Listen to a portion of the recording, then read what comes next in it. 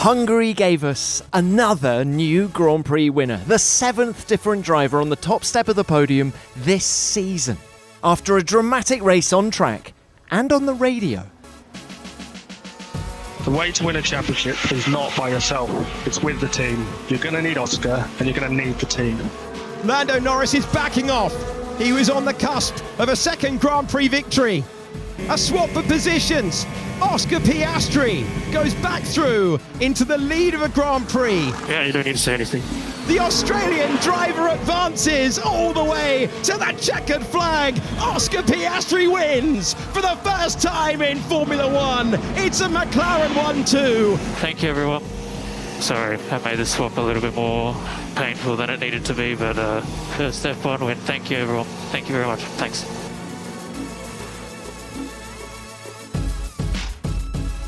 Welcome to the Hungaroring paddock for F1 Nation's review of the Hungarian Grand Prix. I'm Tom Clarkson, and joining me is ESPN's Albert Fabrega. Now, Albert, there's so much to debrief, and it's a long list as well. Just get this list. Jenson Button, Fernando Alonso, Heikki Kovalainen, Esteban Ocon, Damon Hill, and now Oscar Piastri have all won their first Grand Prix here in Hungary. Yes, it's been a really exciting, I would say the whole weekend, with a lot of surprises, and finally the race, it didn't disappoint us as we expected. It was so close, and with some polemics that we will talk about, because it's been really interesting to go a little bit more deep on what happened there. Well, it was a McLaren 1-2. They were the dominant team all weekend. Let's start our chat on McLaren just by hearing from both the drivers. Very, very special. It was an incredible moment. I mean, it's always special when you get to stand on an F1 podium, but it's a little bit nicer when you're at the top of it. So, very happy. Like I said, an incredible moment that I've been, dreaming of for a very long time. My first dream in my career was reaching F1. The second one is winning a race. So I'm very, very happy and proud, and not just of myself, but everybody that's helped me get to this position. Going back to my family, firstly, of course, took a lot of big decisions at a young age to chase the F1 dream. It's very difficult to become an F1 driver by staying in Australia, so it meant some big decisions early in life, and just very, very proud that those decisions have paid off, and we've managed to make it worth it. And of course, myself, just incredibly happy to have achieved this moment. Can we talk about tactics? Given the advantage you and Lando had in that race, why didn't you stop first? It would have been a lot simpler. I mean, I'm sure it's something we'll discuss as a team. The information I had at the time was Lando was boxing early to cover Lewis, and I was going long to cover Max, essentially, because I knew that he'd stop later, and I think we were just being very safe. Of course, that naturally gave Lando an undercut and maybe made things a little bit more complicated than it needed to be, but yeah, I'm sure that's something we'll go through. Lando, many congratulations. It's been a very impressive weekend by you and McLaren. How difficult was it for you to give up the race win? I didn't give up the race win. I lost the race win off the line. So I know everyone's going to want to say that as a story that I gave up the race win. I didn't. I boxed first. Naturally, always going to undercut. So the team gave me this position and I gave it back. Nothing more than that. There was a lot of discussion between you and your race engineer over the radio. How seriously did you consider not giving it back? I mean, they're always going to go through your mind, because you got to be selfish in this sport at times, and you got to think of yourself. That's priority number one, is think of yourself. And I'm also a team player, so my mind was going pretty crazy at the time. And I know what we've done in the past between Oscar and myself, and he's helped me plenty of times. And I think this is a different situation. This is not someone helping one another. This is I was put into a position and we were undoing that position change. And I know a lot of people are going to say, like, the gap between me and Max is pretty big.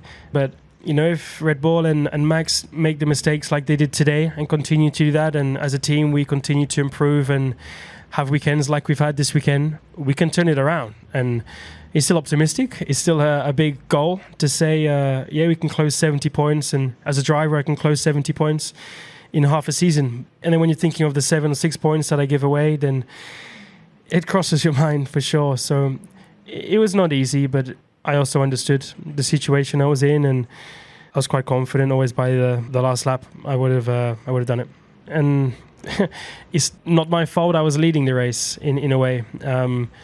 Simply the team should have just boxed Oscar first and we wouldn't even be having this discussion. So it's not that. I think just as a team, maybe we could have done things slightly differently, and I'm sure we'll talk about it. But at the same time, this guy here deserved to win today. He did an amazing job. He got me off the line, and that's a very special feeling winning your first race. I'll let him enjoy it, and for us as a team and to have the win, it's an incredible weekend for all of us. So I guess the key point is, should Lando have given that position back? Was he correct to do that? Should he feel hard done by? As far as I know, as far as I guess, it was already discussed before the start of the race. So I think that everyone had a clear idea of what have to be done during the race if this situation arrive. And I think that he should, yeah. And I would say something, Tom. If you try to change the situation, if you try to convince the engineers or the staff of the team that you must keep the position, go till the end. Do a Sebastian Vettel multi-21, and then we will discuss at the end of the race. Do you know what? That's the first thing that sprung to mind. Yeah. Also, there was a 1998 Spa when Ralf Schumacher and Damon Hill were. There was lots of radio traffic when, of course, Jordan won there. Funnily enough, I thought what Lando said just then diffused the situation very well. Saying that he lost the race in the opening 10 seconds. He didn't deserve to win this Grand Prix. And that's a convincing argument, but, and I think it is still a big but, had he taken that win, the gap in the drivers' standings to Max Verstappen would have been just 69 points, but it now stands at 76 points. And ultimately, are you here to win the World Championship, or are you here to be a team player? That's a good point. That's a good point, because maybe they will miss that points at the end of the season. As the season is going, we have to expect that the things will get closer by the end of the season. And that points, it can be key if you are fighting closer to Max Verstappen. But I know, maybe McLaren is stick on their principles on the races, and they are fixed on that, and they are still thinking that maybe they are not ready at that stage to say who's number one and who is number two, and I think they are following their philosophy on this, and I cannot say they are doing a bad job, but maybe from after what happened today, they know that they don't have two young drivers, and they don't have rising stars, they don't have rookies. They have a proper Formula 1 drivers. As a Formula 1 drivers, they want to win always, and they don't like the team orders, and they don't like to lose anything. So maybe from now onwards, they will change the strategy, not looking for the optimal strategy, and maybe they will look for a strategy that it's avoiding some situations on the track like today.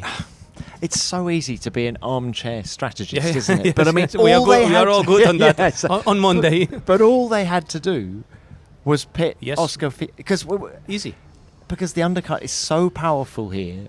And they have big margin. It did seem obvious. So I guess going forward, you've just got to do the obvious thing and not worry. I think they said they were covering Hamilton. Well, I don't think they needed to. No, but they look at the computer, and the computer say, okay, let's put in a safe situation first the second driver, and then we will go for the first, because Hamilton is closer to Norris than Piastri. And then we will do a radio message, and then we will swap the positions. That's not a problem, because they thought that the young drivers, they will accomplish the team orders with no problem. And they are not already rookies. They are already Formula 1 drivers that they want to win every single lap and every single race on a Formula 1 weekend. So, probably next time they will not only look at the computer or at the optimal strategy, they will look at the whole situation, and probably they will act in another manner to avoid what happened today. They talk about situational awareness, don't they? You can't. Sometimes you just have to close the laptop. Yes. And actually react to what's going on around you. Agree. It's like the one when you say the computer says it's raining. Okay, you just put the hand away out of the pit wall and see if it's raining. So true. If you get in if your hand is wet, it's raining. Yeah. Sometimes it's better. And we're going to Spa next yes, weekend. yes, that's the one. Look, couple of things on the performance of McLaren. Were you surprised by their dominance this weekend? No.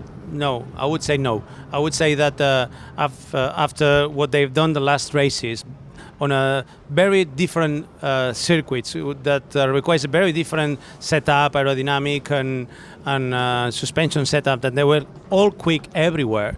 Whenever they arrive to a place where the balance of the car is perfect, where the car suits perfectly with the layout of the circuit, they could be the number one force and the number one team. And I think that they've been already a number one in some tracks last races, but they didn't maximize the whole potential of the car and the team to achieve 1 and 2 as they did here. So do you think, okay, this is the first 1-2 for McLaren since Monza in 2021, but do you think this is the first time this year that we've seen the true force of that MCL 36?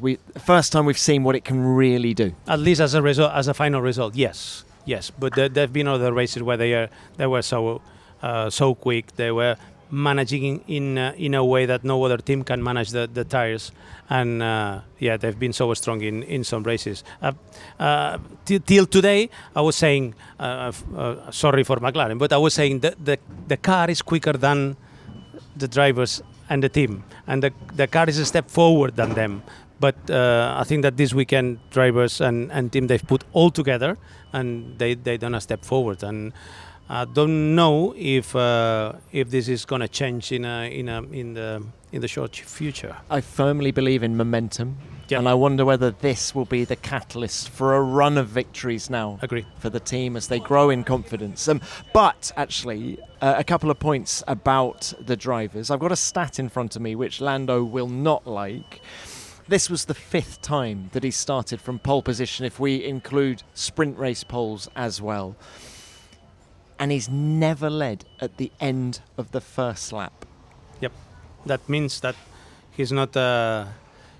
he's still doing little mistakes, and with this current Formula One, little mistakes cause a lot of time, a lot of points, a lot of results, and a lot of emotions as well. And this is not easy to manage. So Lando has the speed, has the pace, has everything to become a Formula One champion, but still doing very little mistakes that are costing him a lot. Conversely, how well do you think Oscar drove today? I love the Oscar style. You know, he in his second year in Formula One, he's achieving amazing things. He's close to Lando today. Maybe in race pace Lando was quicker, but on qualifying he's delivering a fantastic performance. And then he needs time to learn how to manage the tire. I think in this part of the business, Lando is better. But he's growing so quick. It's incredible to see a driver with 30 races or 35 races. This was number 35, wasn't 35 races, okay. So 35 races achieving that performance and that result. And then I like him a lot as a person. His character, he's calm.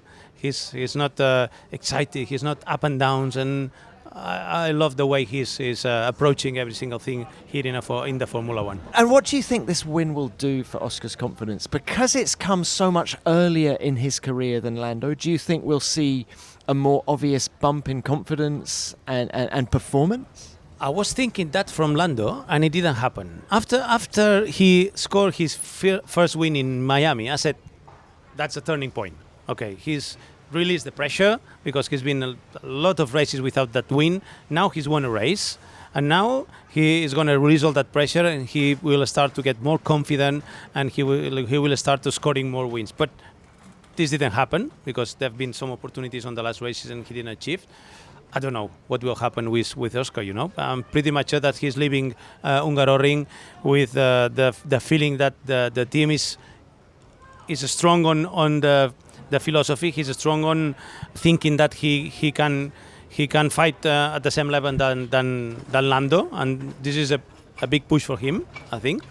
And he's starting to believe that he can do very good things in Formula One. I'm pretty much sure that his confidence will grow. Up to where, I don't know. We will have to see on the following races. And in terms of the championships being game on, I mean, the Constructors' Championship, McLaren have not only jumped into P2, but they are only 51 points behind Red Bull. We've still got half the season ahead of us. I mean, that is game on. Yes. And if you were a betting man, where would you put your money? Do you think McLaren have a serious opportunity here? Yes. Not only because McLaren, because here Red Bull has brought let's say a big upgrade. At least let's put it in a volume thing, because sometimes big parts of a car just deliver a tenth, and then little things bring more time. But I think that part of that frustration from Max is that they brought a new upgrade, a big upgrade here, and the car is not the quickest one. It's not in terms of race pace. So I believe that that McLaren is already there to stay. It's not a one-off. So yeah, Ferrari is still struggling. Mercedes has not done that big step where he can be quick everywhere in all conditions. And for me, the team that is suiting better with all the conditions that we have seen in the last races and Spa next week is McLaren. Yes, I think so. They're still young as a team, not only for the drivers. I think that what Zach Brown has done with the team, with Andrea Stella, and all the change of philosophy of the team, it's still growing. So still things to learn for them, like today. And but the basis of building a winning championship team are there. I have no doubts. It's an interesting thing, isn't it? But after all the frustrations of the race today and all the radio traffic between Will Joseph and Lando Norris in particular, I actually think that McLaren as a unit will be stronger for having gone through the frustrations of today than if they hadn't gone through them at all. Because as you say, it's re-emphasised how strong they are as a unit and their principles about this is what we agreed before the race. We are sticking to these principles and nothing is going to change that. Yep. And I thought Will Joseph was unflinching in his messages to Lando. We need you to save more tyres, please, and we do want to let Oscar through. We should have boxed him first then, surely enough. Doesn't matter. I mean, it does. To me, maybe. Oscar's 3.5. I know you'll do the right thing. Tell him to catch up then, please. Lando, he can't catch you up. You've proved your point, and it really doesn't matter. He's on much quicker tyres. I'm trying to protect you, mate. I promise, I'm trying to protect you. The way to win a championship is not by yourself. It's with the team. You're going to need Oscar, and you're going to need the team. I was waiting for the radio button of Andrea Stella or Zach Brown saying, this is the big boss, and please let him go. And didn't happen. And this is even more interesting because, okay, I am the boss, but my job is not to let you know what you have to do. It's your engineer who's saying, come on, this is what we have to do as a team.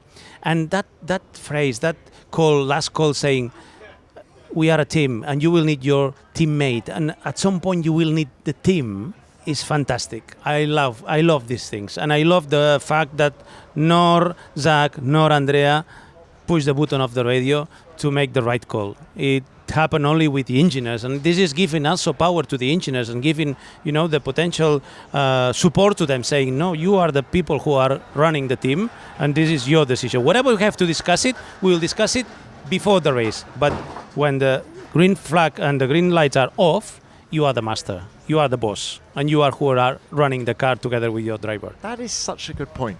I don't like when the team principals press the button to, for me, these are all school things. Back to Multi 21, Malaysia 2013. Come on, Seb, this is getting stupid. Yeah. That's what Christian Horner said. So, yeah. But how important that didn't happen. Yep. That's a very good point.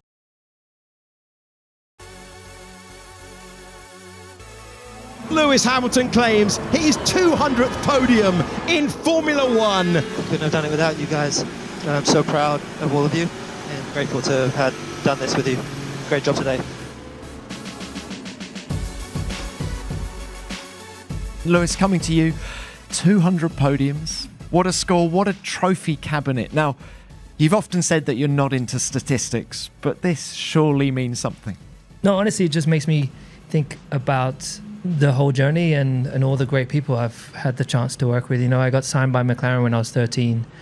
There was so much love for that team, and through the journey that we had, where I had my first world championship, and they went for a really difficult time, to see them back up there is really, really great. I'm really happy to, that's my whole family. So really, really grateful and to be up here with them. And then ultimately, I think it was a tough race today, and definitely didn't think I would be having 200 podiums, but what have I done, like 340 something races, so not too bad a score. And but I couldn't have done it without all those great people that I've worked with in both these teams. Lewis Hamilton, his 200th podium. Amazing.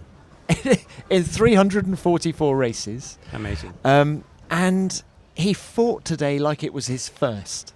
And I have a lot of respect with this old drivers, because I'm older than him. But I mean, a winner like him, that he's won 7 world titles, and he's been for more than 2 years without even smelling a win, let's say, and with a lot of frustration because of the situation of the car and situation of the team, that still today, when there is a result that is coming, he's capable to deliver his best skills, his talent, his way of managing the race. And the good thing of Lewis is that 6 months ago, he announced, together with Ferrari, that he was leaving a team. And his attitude these last 2 years and these 6 months, when were difficult situations, for me, has been excellent. Excellent. No big, of course there is complaints, but he could have been more damaging for the image of the team. And I think he's managed the situation very well. And I think he's still riding the crest of the wave that he got from Silverstone, the win at Silverstone. But of course, if he was going to crash into anyone en route to his 200th podium, it kind of had to be Max Verstappen. Yes. This time he gets there, he locks up and he makes contact with his old rival. Verstappen and Hamilton come together again, battling for the final place on the podium. Yeah, moved under braking. I'm not even going to get into a radio fight with the other teams, Max. It's childish on the radio. Childish. Max fell back to finish 5th, while Lewis, of course, held on to finish 3rd. What did you make of what happened going into turn 1? At the first sight, I say, okay, for me, it's a penalty. It should be a penalty for Max. If we judge the incidents like that without taking in account the consequences, for me, he was not under control of the car. He blocked the front axle and he crashed to a driver that was turning into the corner. So for me, at the first sight, it was a clear penalty. But sometimes. This is not taken in account, because both drivers stay on the track and they still running till the checkered flag. So, yeah, but it's difficult. For me, it was part of that frustration. I mean, both were blaming the other. Yep. Lewis was blaming Max for coming in too hot. Max was blaming Lewis for moving over. Yeah. And actually, both have held up their hands publicly and said that's what happened. But Lewis claims there were still 2 car widths on the inside. True. So Max could have moved and avoided. Yep. So Lewis moves ahead of Perez and Russell in the drivers' standings. He's making real progress now. And are Mercedes making real progress with this car? Because Andrew Shovlin said on this show, just coming into this race, that Hungary would be a real test as to whether the W15 can perform with a hotter track temperature. And I think we've seen enough to say that it can. Do you agree? Yeah, the step forward is there. That is good to see that it's performing well or performing better in lower temperature conditions as in Silverstone, for sure. But they are not a disaster in conditions like that maybe 3 months ago it could be a big disaster for them. So I think that the step forward is there. They doing step by step, but I think that there is still a big gap to McLaren right now. But I would say that, and I think that they are on the right direction. And this is the best thing that can happen in a team, because everything that you are, any single evolution that you have now on the CFD, on the wind tunnel, you know that it will perform in one direction. So I think that they found the turning point. They found the light on the tunnel. They found the key point to turn around the situation. And I think that the only way now they will go is to grow, to have a better car with a wider window to operate and to get the best of performance. But the best thing for them is they now understand the car. That didn't happen in the last 2 years and a half almost. So, and this is the best news for them, but also for the drivers, because they arrive to a track, they do the free practice 1, okay, the car is good, and they know that they go out on the free practice 2 with the car that they know, and they will try to build the speed. Something that on the other races or last years they didn't know. Every single time that they go out on a track on a single session, they are, what's gonna happen now? And Mercedes, while they might have got Q1 wrong with George Russell in qualifying by not putting enough fuel in, they got his strategy absolutely bang on right in the race. He climbs from P17 to P8. So it's been a good day at the office for Mercedes. Agree. Now, Albert, what about Red Bull? Their drivers finish 5th in Verstappen and 7th in Perez, who actually, it's worth saying, had a good comeback from P16 on the grid. You've touched on the Red Bull RB20 upgrade on Verstappen's car not delivering what the team wanted and expected. I was expecting. Maybe the team are 100% happy with it, but I guess that they were expecting a little bit more.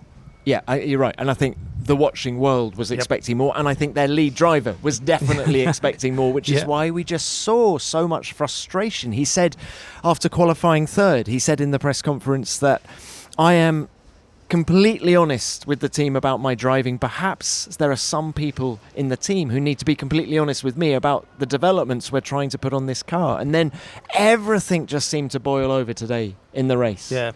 Whether it was the exit of turn 1, you know, when he ran wide and just kept his boot in, whether it was the radio messages, whether it was strategy. You know, isn't it funny how this game changes? Red Bull got everything right in the British Grand Prix in that wet-dry race and have done for years.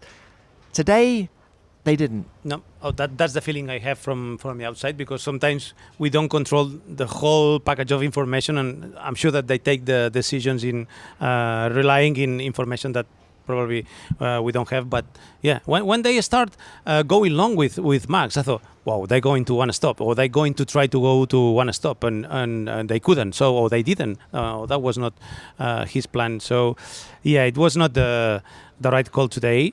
But to be honest, we have to say that when you have a quick car that is managing the tires better than anyone else, and that the pace is quicker than anyone else, the strategies normally are, you are a master on a strategy, because it doesn't matter you start the car 2 or 3 laps later than the other. But I think that the frustration point of the weekend of Max was yesterday with the 2 sets of tires in Q3. He had 2 sets of new tires in Q3 and he couldn't beat the McLarens, and I think that he was expecting to beat them because of that. And when you push at the limit, and when you know you are on the limit, and you do not beat the other cars, and you know that your teammate cannot help you because he's at the back of the grid, I'm pretty much sure you're starting to see that you are not in a situation where you can win this race.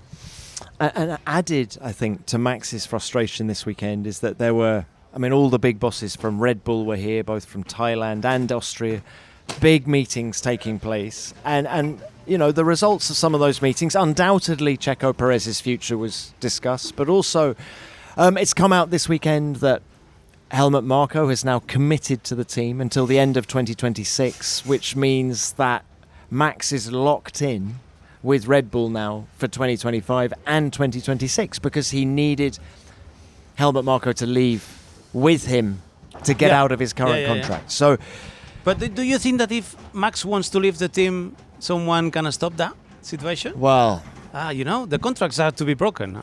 I always think that. Well, that's a fair point. I mean, yeah, we've seen it before many times in Formula One, haven't we? And I don't know if this frustration that Max showed this weekend, it can arise, or it can be like fuel for all problems that we thought that they were extinguished within the team. and the whole situation can be reviewed again and say, okay, we were thinking that, okay, I will not leave the team because I think that we had a team and we had a car to win 25 easy, 24 and 25. That's what I thought at the beginning of the season after Bahrain. I said, they are massively quicker than anyone else, and the 24 World Championship is decided, and the rules will be the same, and the teams will be focused on 26, so 25 is going to be the same. So why Max should leave this team?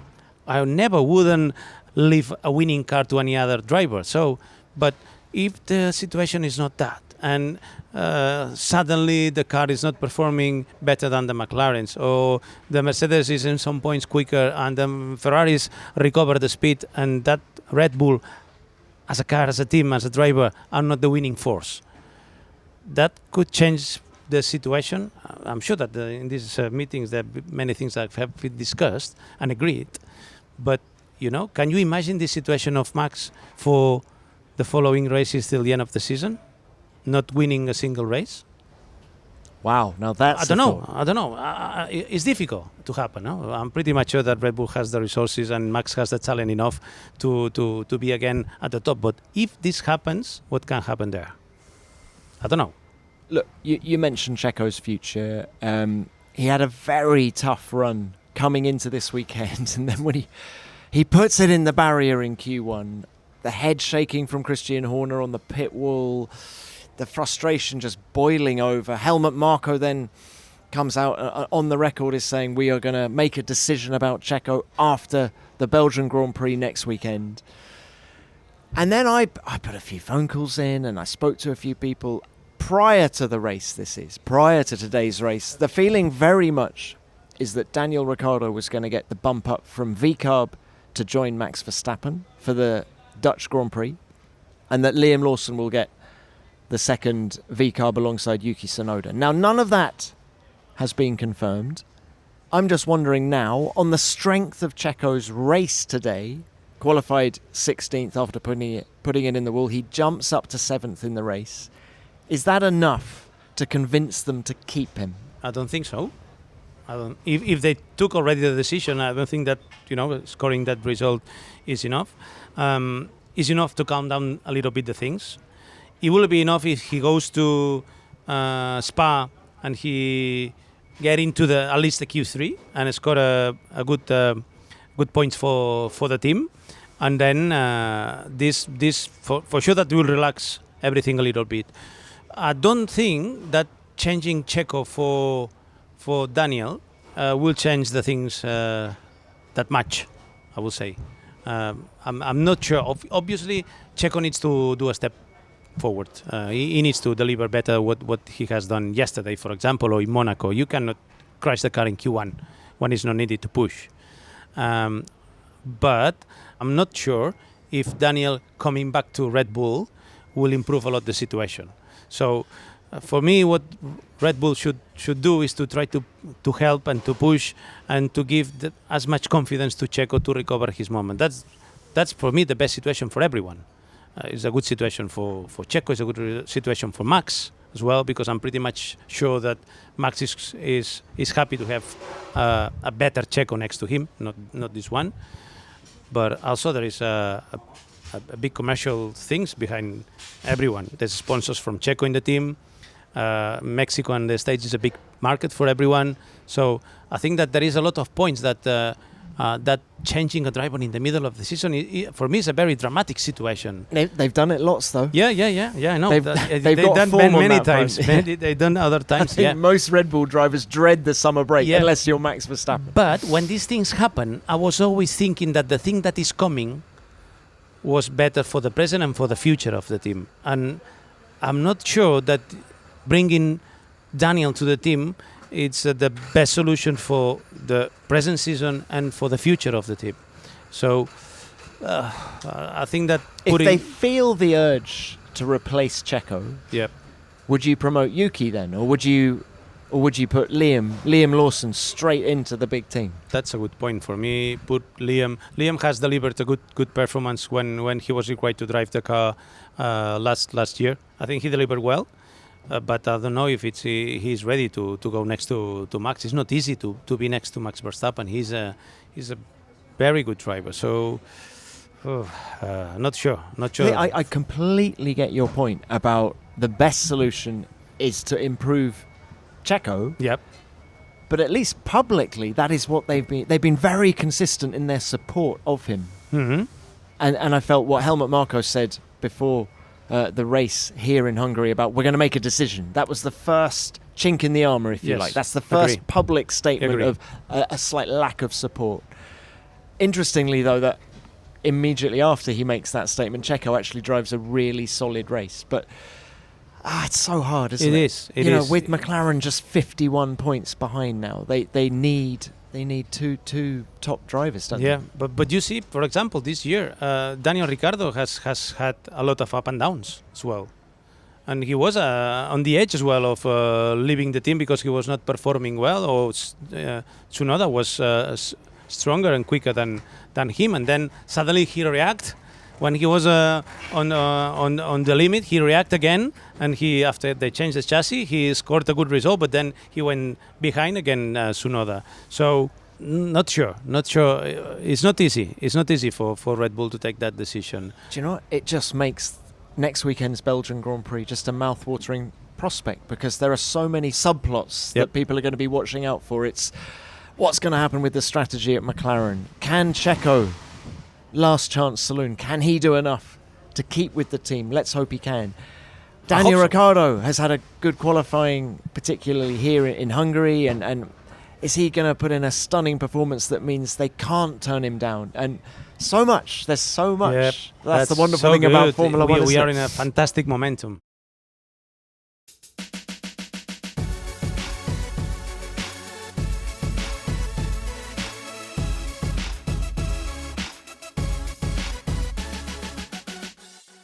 One last team I wanted to discuss with you is Ferrari. They've had some lackluster performances of recent. I read an amazing stat that Nico Hülkenberg has outscored Charles Leclerc since Charles won in Monaco. With the same engine. With the same engine. And other parts. Yes, engine, gearbox, and everything. technology. Yeah. But I felt that Charles had confidence in the car, and this was the best race we've seen from him for a while. Would you agree? Well, maybe not the best weekend. Yesterday on qualifying, Carlos was quicker than him, and he crashed on free practice too here on Friday. So, not sure. But did you see anything from him in the race today? That the race was good. His pace was good. His pace within the Ferrari team, it was a good pace. He was doing long runs with a very good pace, and he was scoring a good race, definitely. But I'm expecting more from Charles. A driver that is capable to do an amazing weekend like in Monaco, smashing the chrono on free practice 1, 2, 3 quali, and not doing any single mistake during the race. Sometimes I feel that when he's not feeling confident with the car from the free practice 1, it's so difficult for him to recover the momentum and put the car again on the pace. And we have seen different momentums this year where Carlos was quicker. Still looking for that big step that Charles have to do. I'm expecting more from him because he's a so talented driver and he has a lot to deliver. But sometimes I'm thinking that this big and final step as a Formula One driver has not been done yet. If it's because of the car or because of the team, I don't know. But I'm still expecting more from him. Are we talking about one lap performance, or is there consistency? That you remember the Max Verstappen that came in Formula One as a rookie, and he was capable of the best, and the day after capable of the worst things, and then suddenly he starts to rise the lowest points to get closer to the top, and amazing, and to deliver that amazing performance all time. That sometimes I don't see that point yet from Charles, but still maybe because the things around him are not on the right spot. He's one of the most self-critical drivers Indeed. on the grid. He's very harsh on himself. Yes. Publicly as well as I'm sure privately. Like Lando sometimes. I like drivers that when they do a mistake, they understand that the things must be better. But sometimes I think that they need to do it in closed doors, at home, with the people that is working together with him, with the team. Sometimes making these things public, it doesn't make you stronger. Maybe him needs to show that frustration in that manner. But there's nothing wrong with saying that I've done a mistake. Everyone done a mistake. Even Max Verstappen, that we thought that he was not human till days like today, do mistakes. And I think it's good to recognize that mistakes, but to learn from these mistakes. That's the most important thing. Do mistakes. Have the knowledge of what had happened and why, and try to learn and improve. Charles' new teammate in 2025 is the king of consistency, isn't he?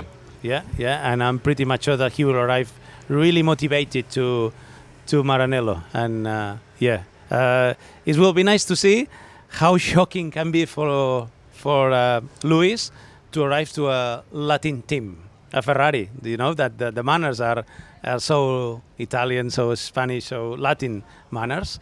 It's going to be interesting to see how both cultures match in the way that they can achieve good things. But I think for the Formula One is a fantastic movement. I'm sorry for Carlos, but for the Formula One, for Ferrari, and even for Lewis, it's going to be a fantastic momentum to see him on red colours. Quick one on Carlos. Any developments, any movements on where he's going to be next year that you've heard over the weekend? No. I think he has all the information. He said that he has all the information to take the decision. But when there is things that are still happening, and when you thought that some doors are completely closed and suddenly they open again, the things that are going on Red Bull, or the things that are moving as well in Mercedes. Antonelli has won a race today. Actually, another race, second in it was in the a row. first feature race yes, win. Feature so he race, won. yep. He won the sprint last time out at Silverstone, but he actually dominated the feature today. It was the first time I've seen him put a complete Formula 2 weekend together. Yeah, but yesterday, for example, on the sprint race, I saw a driver that he's still young to drive Formula 1, and in a team as Mercedes, that probably maybe next year is a winning car. And we know that they are a winning team.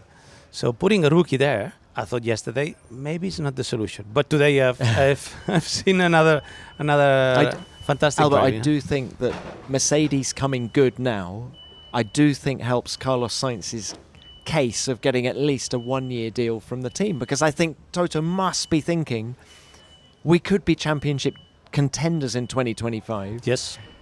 It's almost unfair to put that weight of expectation on Kimi Antonelli, who will have... And you can destroy him if he's not delivering. That the normal thing is not to deliver. And some people listening to this will go, but Lewis Hamilton was challenging for the championship in his first year at McLaren in 2007, but he was older. He did 2 seasons of Formula 3 and a season. And a lot of testing. And a season in GP2, which was the predecessor to Formula 2. So Lewis had lots more experience than Kimi Antonelli. So it's not a similar case. No, it's not a similar case, definitely. And I don't know. It's a difficult time for him to take the decision. For him, I mean, for everyone. You can say Carlos, yes. Toto, yes. Red Bull, yes. Everyone is in a situation where we are not playing only with 25. We are playing with 25 and 26. You say Carlos can go on 25 to Mercedes, yes, but he will not be Mercedes 25 only if he doesn't know what he's going to do on 26. But I think he should take a one-year deal at Mercedes. Yep, agree. 100%. You've got to go for performance ahead of anything else. And George Russell's contract's up for renewal at the end of next year. Maybe Carlos can persuade Toto that he's the guy that he's got to keep and not George Russell. Who knows what's going to happen in Formula 1? It moves so quickly.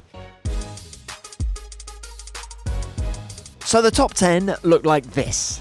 Oscar Piastri took his first win in Formula 1 and was followed home by McLaren teammate Lando Norris, giving the team their first 1-2 since Monza in 2021.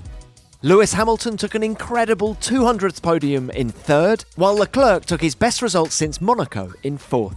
Verstappen came home in 5th, Sainz was 6th in the second Ferrari, and then it was Perez who made up 9 places from his starting position. Russell was another big climber in 8th place, and Tsunoda was 9th and Stroll 10th. The top 10 in the Drivers' Championship sees Verstappen leading on 265 points, 76 points ahead of Lando Norris in 2nd. Leclerc sits 3rd on 162, 8 points ahead of his Ferrari teammate Sainz in 4th. Piastri is 5th, only 5 points further back, and Hamilton now sits 6th, 1 point ahead of Perez in 7th. Russell is 8th, and the 2 Aston Martins round out the top 10, Alonso ahead of Stroll. In the Constructors' Championship, things are hotting up nicely. Red Bull still lead, but they're only 51 points ahead of McLaren in 2nd. Ferrari are 3rd, 81 points ahead of Mercedes in 4th, who are on 241 points. And then there's a big jump back to Aston Martin in 5th on only 69 points. But then it gets tight. VCarb are 6th on 33, Haas are 7th on 27, Alpine are 8th on 9 points, Williams are 9th on 4, and Sauber have yet to score.